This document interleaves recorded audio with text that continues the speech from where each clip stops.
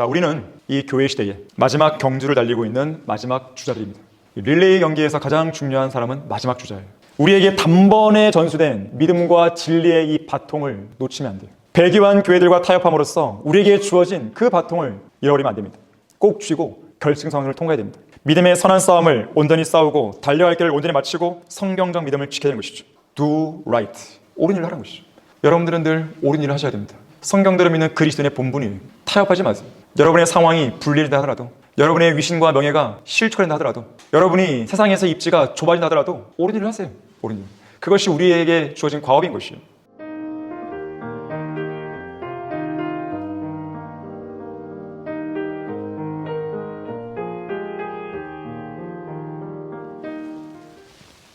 그 다음으로 우리가 볼 것은 바로 프랭크 노리스 목사예요. 럭커 목사님이 존경하는 설교자 중에 한 명입니다. 막강한 영향력으로 한때나마 미국 남침내 교회의 배교를 막았던 사람이에요. 그는 배교한 기독교계에 맞서서 그리스도인의 진정한 성별이 무엇인가를 가장 잘 보여준 용기 있는 사역자였습니다. 위대한 설교자였고 부흥 운동가였고 당대의 가장 큰 두 개의 교회를 운영했습니다. 성경 교사였고 저자였고 기독교 신문 편집장이었습니다. 4만여 명을 구령해서 침례를 주었고요. 그리고 모든 성경 공부 시간에 킹제임스 성경만을 교재로 쓴 것이죠.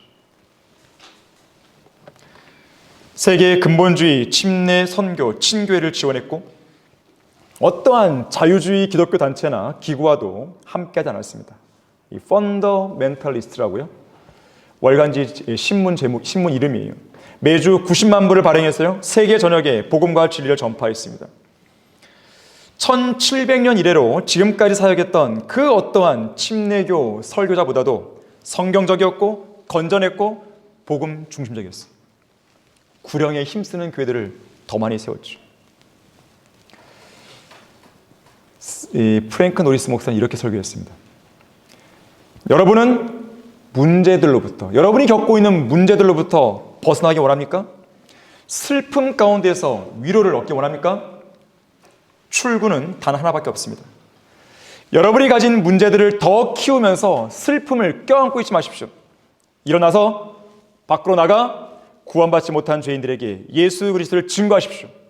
그러면 여러분은 능력과 화평을 누리게 될 것입니다. 자, 우리는 슬퍼할 겨를이 없습니다. 낙담할 겨를이 없어요. 우리에게 주어진 과업이 너무 크기 때문에. 우리 주변에는 우리보다 더 슬픔 가운데 지옥으로 가는 사람들이 많기 때문에. 여러분이 안고 있는 문제가 어떤 건지 저는 잘 모릅니다. 여러분이 안고 있는 어려움이 뭔지 잘 모릅니다. 여러분이 지금 가장 고심이 되고 갈등이 되고 어려워하는 문제가 뭔지 저는 모릅니다. 하지만 분명한 것은 그러한 어려움 속에서 좌절하고 있을 겨를이 없다는 거예요. 주님이 이제 오시는 거예요. 이제 오시는 거예요, 주님이. 세상은 끝나는 것입니다. 여러분이 안고 있는 문제는 주님이 오시게 되면 이것이 아무것도 아니었구나. 그 생각이 들 것이에요. 그러면 여러분 그때 가서 후회하겠습니까? 그때서 후회할 거냐고요. 이게 아무것도 아닌 일에 내가 괜히 이렇게 신경 썼구나. 자, 우리는 그렇게 후회할 겨를도 없어요. 우리 낙심할 겨를도 없습니다. 오히려 우리에겐 낙심이 사칠지도 모릅니다. 중세의 암흑 시대를 보세요. 박해의 시대를 보세요. 그렇게 죽어나가고 고문당하고 했던 시대를 보세요. 그런 사람들은 우리가 겪는 문제들로 인해서 낙심할 겨를이 없었습니다. 그들은 목숨을 걸고 성경을 지켰고 믿음을 지켰는데 우리는 그저 먹고 사는 문제에 얽매여갖고 가족관계에 어떤 갈등에 얽매여갖고 그러고 낙심하고 있고 고민하고 있다? 어찌 보면 그러한 박해자들이나 순교자들이 보기에는 너무나 사치인 것이죠. 여러분이 여전히 그러한 것에 얽매여 있다고 한다면 여러분은 여전히 복음을 증거하지 않고 있는 사람들이에요. 여러분은 여전히 진리를 위해 싸우고 있는 사람들이 아닌 것이죠. 여러분은 여전히 다른 일에 얽매여 헛살고 있는 것입니다. 그리스도의 군사는 세상 일들에 얽매이지 않습니다. 군인은 세상 일에 얽매이는 게 아니에요. 우리나라 이 국방을 지키는 군인들 보세요. 그들이 세상 일들에 얽매이나요? 요즘에는 얽매이더라고요. 일과 시작 끝나면 핸드폰 보고 그게 맞는 군대인지 모르겠습니다, 저는. 하지만 그 전에는 그렇지 않았어요. 완전히 차단되고 그야말로 군인다운 군인을 길러내는 것이죠. 물론 저도 군인다운 군인 같은 그런 군대에서 근무하지 않았어요. 그보다 훨씬 더 윗세대들은 더 군인다웠죠. 자, 그리스도의 군사는 세상 일에 얽매여갖고 울고 슬퍼하고 낙심하고 그럴 겨를이 없습니다. 자, 그러한 슬픔이 있거나 하나님께 맡기십시오. 그리고 여러분이 일을 해야 되는 겁니다. 여러분의 슬픔은 주님께 맡기시고 여러분이 해야 될 과업에 집중하세요. 주님의 일에 집중하세요. 그럼 여러분에게 슬픔 다 사라집니다. 오히려 화평이 자리를 잡는 것이죠. 이 프랭크 노리스 목사는 그런 말을 했어요. 내가 죽으면 묘비에 다음과 같이 새겨주십시오. 싸움의 날에 결코 물러서지도 않았고 어떤 대적 앞에서도 전혀 두려워하지 않았던 한 남자가 여기에 잠들었다고 말입니다. 그 다음으로는 밥 존스 시니어 목사가 있었습니다. 6살에 자신의 구원받지 않은 혼에 대해 관심을 갖기 시작했고 11살에 예수 그리스도를 자신의 구주로 영접하여 거듭납니다. 그리고 거듭난 지 얼마 안 된 시기부터 설교를 시작했습니다. 일찍이 교회의 성도들은 그의 설교 내용을 메모하곤 했었죠. 물론 지금과는 많이 차이가 있습니다. 14살 때 자신의 교회를 개척했어요. 1년도 채 안 돼서 교회 회원이 54명 되었습니다. 14살에는 첫 번째 복음도도 집회를 개최했어요. 자, 그런데 여러분들 보세요. 우리 서울 크리스찬 중고등학교들 보세요. 어린 나이에 설교합니다, 지금. 그 생각을 하게 되면 이게 불가능한 게 아니구나. 그걸 아실 수 있을 거예요. 제도권 교회의 웬만한 목사들보다 훨씬 나은 것이죠. 복음 안 전하잖아요, 그들은. 하지만 우리 아이들은 복음을 증거합니다. 한 번은요, 우리 교회가 복음 도도 집회를 할 때마다 오전에는 거리에 나가서 설교하고 구령합니다. 그 시간에요, 우리 학생들이 장년부와 함께 편성돼서 나갔어요. 좀 걱정됐어요. 평상시에 잘하다가 어른들이니까 주눅 들면 어떡하지? 그런데 사자같이 막 유치는 거예요. 우리 아이들의 저력이에요, 저력. 그게 어떻게 된 거예요? 말씀이 그 아이들에게 용기를 주는 거예요. 힘을 주는 거예요. 눈치 안 보는 것이죠. 그러한 일꾼들이 나와야 되는 것이죠. 바로 밥 존스 시니어 목사가 그랬습니다. 죽는 날까지 복음 전파로 살았습니다. 15살에는요, 감리교 교단으로부터 정식으로 설교 인증서를 받았고요, 목사 안수도 받게 됩니다. 16살에는 5개의 교회를 순회하며 설교했다 그래요. 또한 복음 전도자로서 주 예수 그리스도를 높이고 죄에 대해 강력하게 지적하는 복음 중심적이고 설득력 있는 설교로 많은 혼들을 주님께로 이어왔습니다. 특히 1915년까지 밥 존스 시니어 목사는 미국 전역에서 큰 집회들을 열었고요, 수천 명의 사람들이 모여들었고 수백 명이 구원을 받았습니다. 그리고 그 지역에서는 술집과 영화관들이 폐업을 하기에 이르렀죠. 그리고 순회 설교 중에 만난 젊은이들, 특히 많은 사람들, 특히 젊은이들을 만나면서요, 성경을 가르칠 필요성을 느끼게 됩니다. 그래서 밥 존스 대학교를 세운 거예요. 그 당시에 맥킨지라는 사람하고 맥이라고 하는 두 동역자가 학교를 시작할 수 있도록 재정적으로 도왔었죠. 밥 존스 시니어 목사가 죽은 이후에 그의 아들 밥 존스 2세, 지금은 그의 손자 밥 존스 3세가 뒤를 이어서 총장을 역임하고 있습니다. 하지만 밥 존스 2세와 3세는 다 배교해버렸어요. 훌륭한 아버지 밑에 훌륭한 아들이 나오기가 쉽지 않은 것 같아요. 그거는 우리나라도 보는 것이고, 러크만 목사님도 여러 자녀가 있었지만 그 중에 딱 한 명만 남은 거죠. 허긴스 목사, 브라질 선교사로서 쓰고 있잖아요.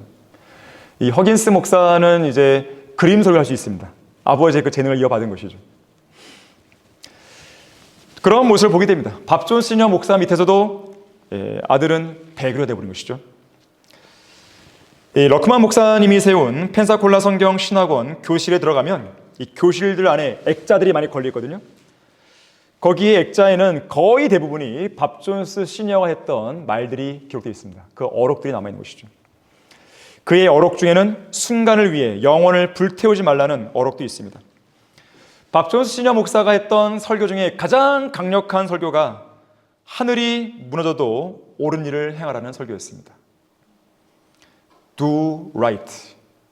영어로 된 문장 중에 가장 위대한 문장이라고 그랬어요. Do right. 옳은 일을 하라는 것이죠. 여러분들은 늘 옳은 일을 하셔야 됩니다. 성경대로 믿는 그리스도인의 본분이에요. 타협하지 마세요.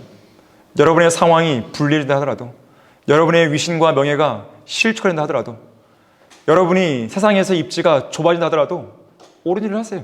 옳은 일. 그것이 우리에게 주어진 과업인 것이에요. 옳은 일을 할 때는 항상 희생이 따르는 것입니다. 그러나 어떤 희생이 따른다 하더라도 비진리와 타협해서는 안 됩니다. 우리 성경대로 믿는 교회는 그동안 34년 동안 그 길을 걸어온 것이에요. 비록 이 제도권 교회에는 함께 섞일 수 없는 것이고, 제도권 교회 안에서 우리 입지는 점점 좁아져가고 있지만, 하지만 우리는 계속 옳은 일을 해나가는 것이죠. 앞서도 얘기했지만 우리의 믿음과 사역을 보증해 주시는 분은 하나님이신 거예요. 여러분이 그것만 믿고 가시는 것이죠. 자, 그 다음은 피터 러크만 목사님입니다.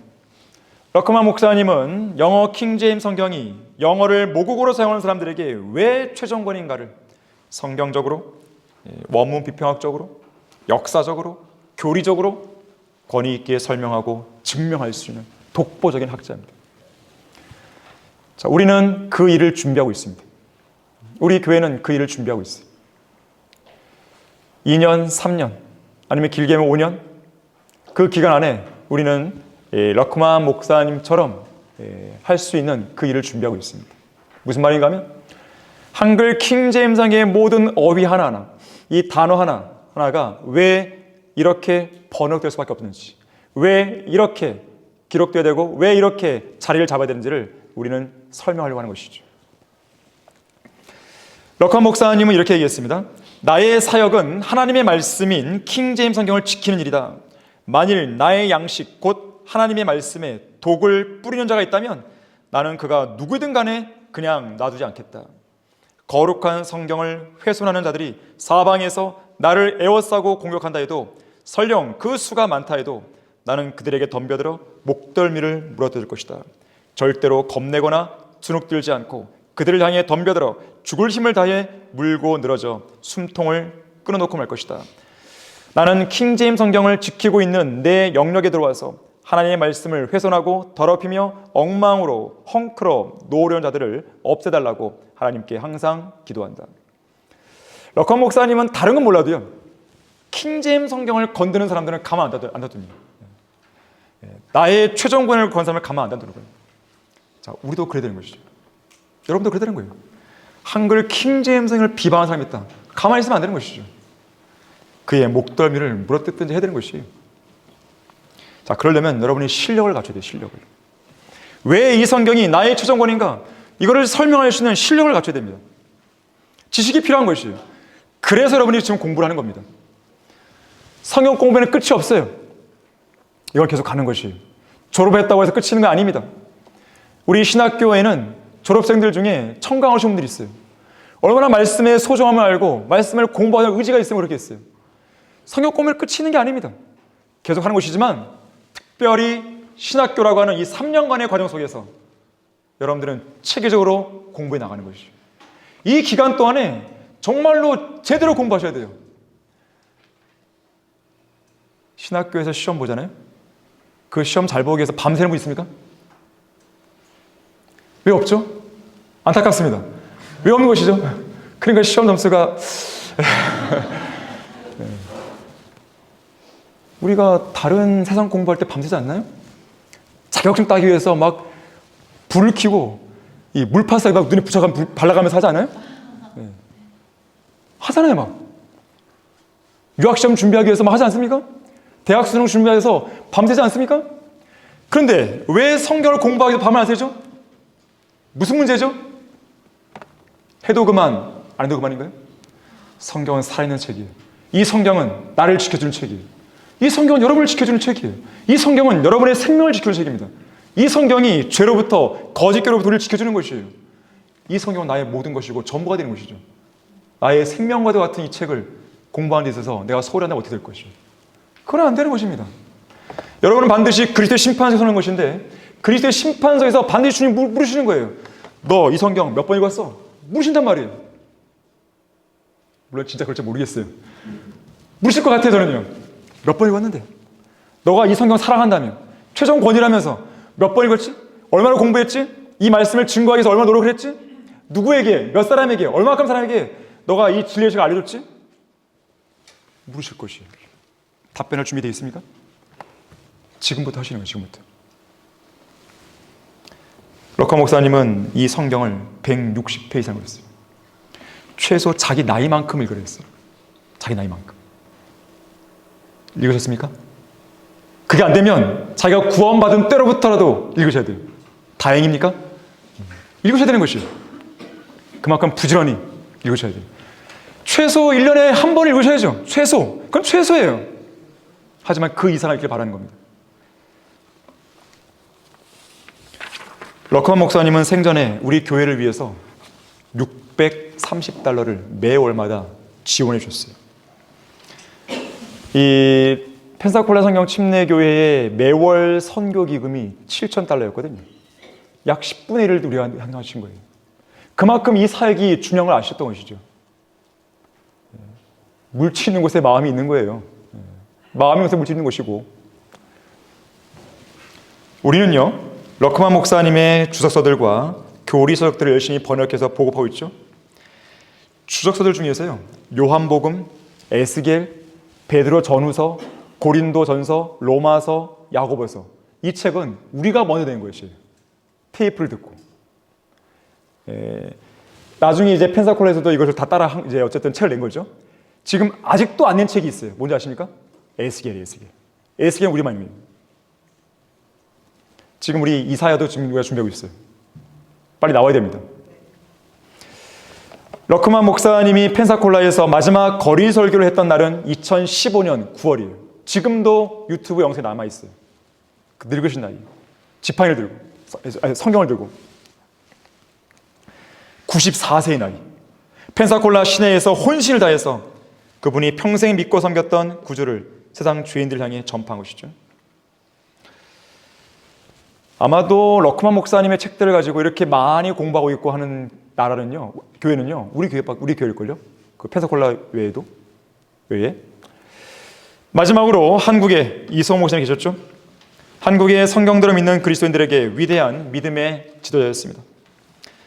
하나님의 일에 신실했고, 훌륭했고, 모든 면에서 탁월했고, 존경받을 만했습니다. 1978년 7월 23일에 예수 그리스도를 믿고 구원받았죠.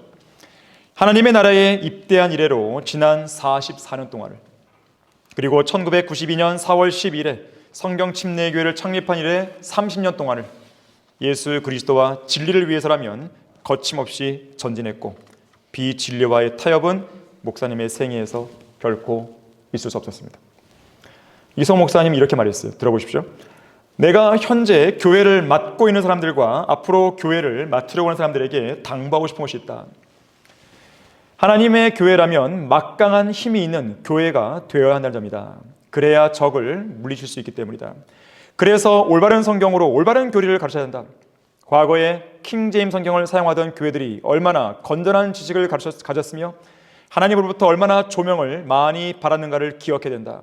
그리고 그 성경을 버렸던 교회들과 올바른 성경이 없었던 우리나라가 교리적으로 얼마나 혼탁해 있는지 유념해 봐야 된다. 자유주의와 오순절 성령운동, 영성운동, 잘못된 종말론, 환경신학, 해방신학, 민중신학, 희년신학 등 거짓 교리의 누룩으로 가득 부풀려버린 한국 기독교의 앞날은 참으로 어둡기만 하다.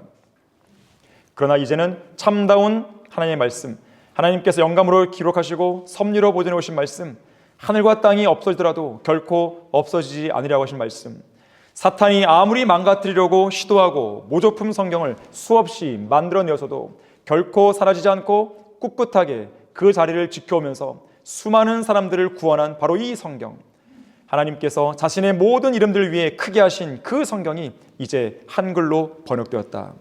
주님이 언제 오실지 아무도 알 수 없지만 그때까지 이 나라의 교회들이 올바로 나아가기 원한다면 바른 말씀으로 돌아서서 그 말씀으로 올바르게 공부하여 바른 교리를 정착시켜야 된다. 그것만이 이 나라 교회들의 문제를 해결할 수 있는 길이다. 그렇게 살아오신 목사님의 자서전, 나는 어떻게 하나님의 종이 되었는가, 거기에 그 내용들이 강렬하고 짧게 요약이 되어 있는 것이죠. 결론적으로요, 많은 사람들과 많은 교회들이 우리를 비꼬면서 자주 묻는 질문이 있습니다. 왜 너희들만 오라? 왜 너희 교회들만 오는 것인데? 저는 그런 어리석고 유치한 질문을 하는 사람들에게 되묻고 싶은 것이 있어요. 그러면 당신이 다니는 교회는 무슨 옳은 일을 하고 있습니까? 당신네 교회가 옳다는 증거가 무엇입니까? 그들은 답할 수 있어야 됩니다.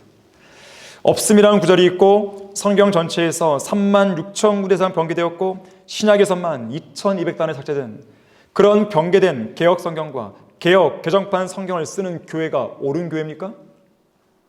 과연 그 성경이 종교개혁자 마틴 루터가 썼던 루터 성경과 같은 계열입니까?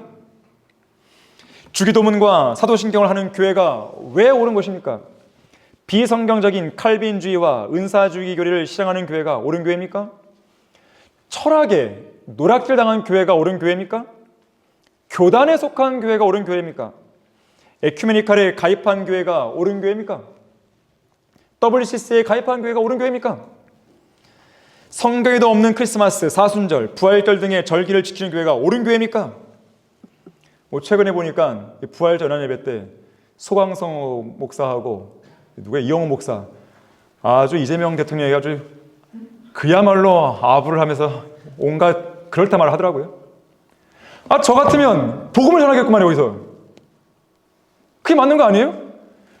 이재명 대통령이요, 당신은 구원받은 죄인이라고 지금 좀 지옥 간다고. 왜 그 말을 못하죠? 왜 그 말을 못하는 거죠? 그 말도 못하는 교회가 옳은 교회입니까? 과연 옳은 교회냐고요? 성경에도 없는 유아 세례와 세례를 주는 교회가 옳은 교회입니까? 정치에 참여하는 교회가 옳은 교회입니까?